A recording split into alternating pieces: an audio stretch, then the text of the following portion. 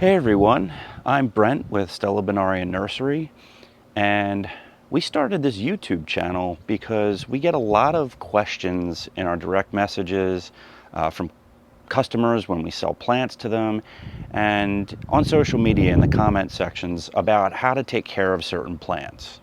And instead of just doing quick videos, which I do enjoy doing, I decided it would make sense to start this channel and do a more comprehensive deep dive into how to take care of the plants in your garden. And gardening can be very daunting, especially if you're just starting it. If this is your first or your second year, you're kind of new to it. It can be a very tricky thing to take on. It's very easy to get discouraged. The weather, pests, just plain old bad luck. So there's a lot of things that are out of our control when we get in the garden.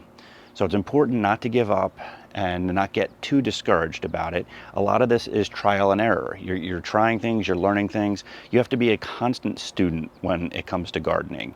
No one knows absolutely everything, despite what they may lead you to believe. And I'm certainly not going to sit here and tell you I know everything. I've been doing this now for 6 years, which is not that long compared to some of the other people that I know who garden. But I have learned a fair amount in that time. And my goal here is to sort of share that knowledge with you, kind of give you tips and tricks for managing your garden, for maintaining it, and for making sure that you get the most out of what you plant.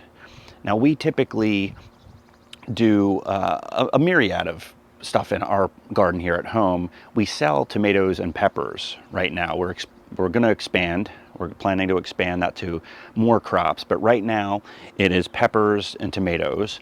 In our garden, we've got peppers. We got peppers right here. We've got tomatoes, a bunch of tomatoes. We got actually 23 tomato plants on our property. We've got cucumbers, zucchini, green beans, wax beans, and a handful of other things. But I'm going to basically today just give you a tour, kind of walk you through what we have, where it is on the property, and kind of show you where everything's at. And then throughout the summer, I'm going to do videos about taking care of all of these crops and all of these plants to make sure that you're getting the most out of them throughout the season. So the first stop on our tour of the garden is our peppers. Now, we've got 3 bell pepper plants right here in the foreground, and then back there we've got 2 banana pepper plants. We don't eat a ton of peppers in this house. I will say, though, that I've really started to enjoy the banana pepper, especially pickled banana peppers. They are really, really tasty as snacks. You can put them in salads. Bell peppers are great, too. My wife does a lot of cooking, and she uses them in a lot of dishes, too. So, yeah, we've got 3 of these bell peppers. We have a green, we have a yellow, and we have a diamond bell. And the diamond is white. It starts out white, and eventually it kind of turns into a myriad of colors. So it's kind of fun. You know, it doesn't really affect the taste too much or anything, but it's just something interesting. So that's our peppers. And I'll show you here real quick. I built this year, this little fenced in area, and then put some rocks down. As you can see, it's not entirely stopping the weeds from popping up, but doing better than we would be otherwise. So I had some extra plants, and I left this space available for extra plants that either didn't sell or I just maybe had too many of, right? And there's Black Prince tomatoes here, right here, these 3, 1, 2, and 3. Black Prince tomatoes are one of my absolute favorites in the garden. These things, and you can see right here, it's very small, it's just starting, right? But they get to be really good sized tomatoes. They are extremely cold hardy. They will last you into October. I guarantee it. Mid-October, you're still going to be pulling these off fresh as anything. And then by around Halloween or so, they'll be on the vine. They'll be green probably by then, but they'll still be healthy. And you can do like fried green tomatoes and things like that. But these are fantastic. My wife was not the biggest tomato fan initially when I started gardening, but these have become one of her favorite, not just tomatoes, but foods to eat in general. And then we've got big boy tomatoes down there. Now, granted, Another thing I want to mention, we're going to do a series of videos here about pruning well, we're going to do a series of videos about tomato plant care. And a lot of that's going to involve pruning. You can see these are kind of getting very bushy. And I just pruned these a few days ago. So it's really imperative to stay on top of this. You'll get way more tomatoes if you do. I've kind of purposely let these go so that I could show you all how the pruning process works. But these are all indeterminate, which means that they will continue to produce until it gets too cold to do so. So if you prune them, you're going to get a lot out of them. So these do need to be pruned, all of these. The big boy tomatoes, those are your big, juicy red tomatoes, typical slicing tomatoes. Down there we've got another Black Prince, right? And here we've got an Ace 55. So this is a determinate, which means you want to let it go. You're not really going to prune this or trim it at all. You're just going to let it turn into a bush, and that'll give you a set amount of tomatoes for the season. Another Ace 55 here, same deal with that, right? And then right here we have a Gold Nugget tomato. This is another determinate tomato. It's a bushing variety, so you're going to let that just kind of go. Gold Nugget tomatoes are basically like yellow cherry tomatoes. They're sweet. They're really, really good for snacking or putting in salads. Down there, those two bushy ones are Ace 55s as well. So as you can see, we've let those just bush out, which is what they do. And then here and here, we have ground cherry plants. So they're not actually tomatoes, but they are a great fruit. I love, love, love these as a snack. I really hope that they take off this year because they are one of my favorite snacks to have handy, and they're really hard to find in the grocery store. All right, and now here, this is the 3-tier raised bed that my dad built for me about 3 or 4 years ago now. He was an unbelievably talented woodworker, and this has held up incredibly well with the weather over the last handful of years, and I love this bed. It's been so great to have it. But so I always put tomatoes here in this bed, all 3 tiers. Down here on the bottom, we've got cherry tomatoes. I've got 1, 2, 3. As you can see, similar to over where I was just showing you, these need to be pruned, and we're going to do that as part of our pruning and tomato plant maintenance video.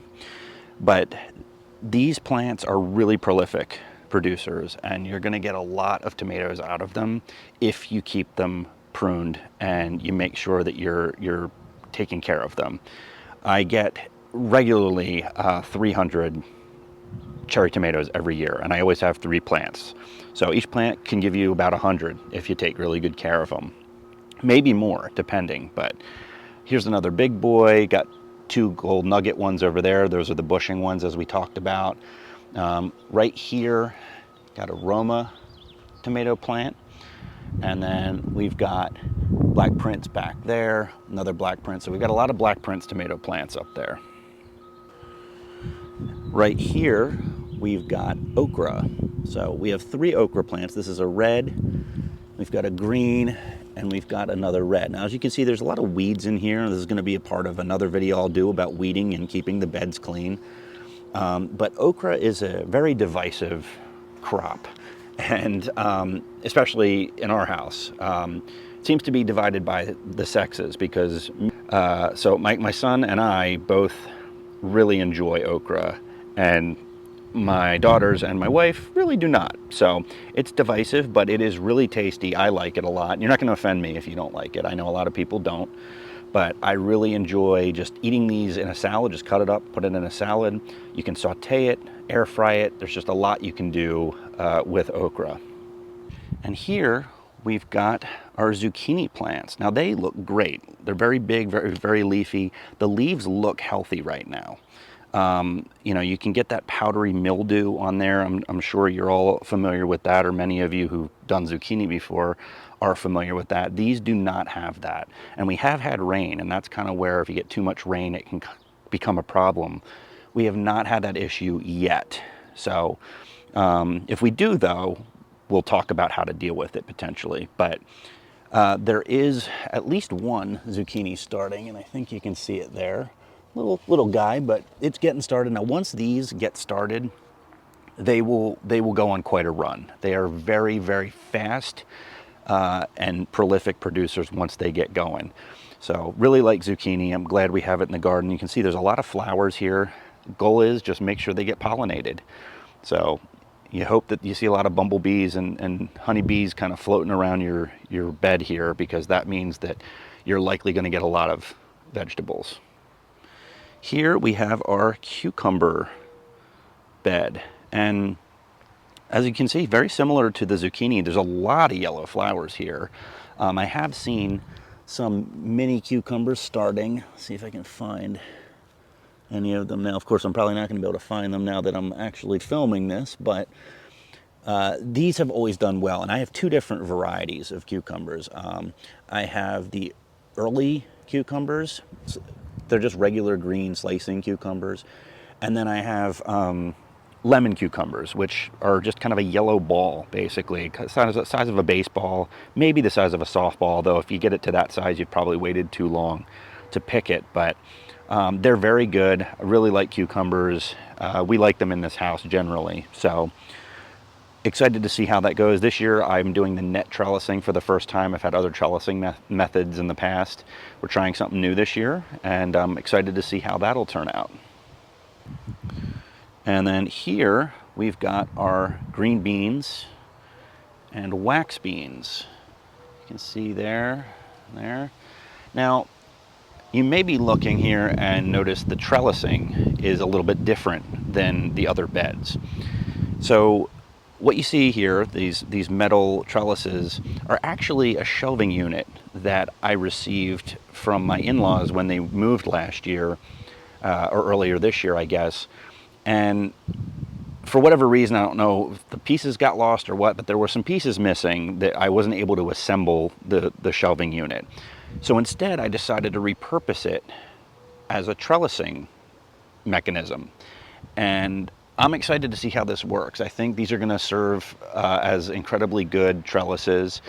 We'll see how long they last. Obviously, it's metal. The rusting will become an issue at some point. But again, like I said at the beginning, a lot of gardening is an experimental process, and it seemed like this would be a good use of these. So we'll see how well they support the beans and how much they allow for climbing and spreading out. So that is our garden. So we have a lot of different things this year.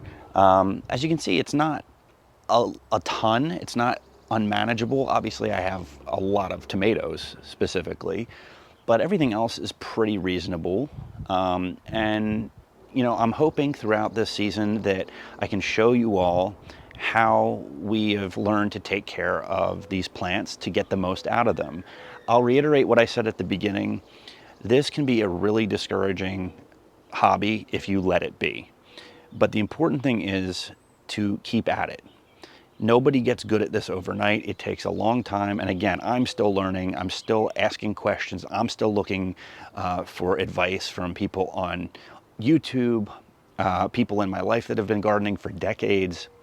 It's really important to always be a student of this, because nobody knows everything, and you certainly don't know everything after doing it for only a year or two or even 6 like I have. So keep at it.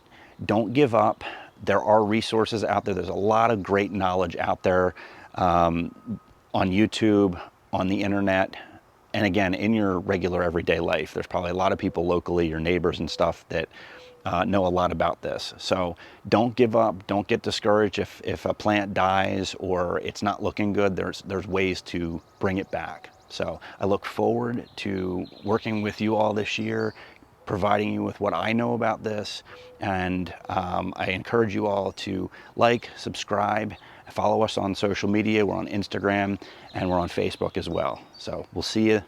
Take care.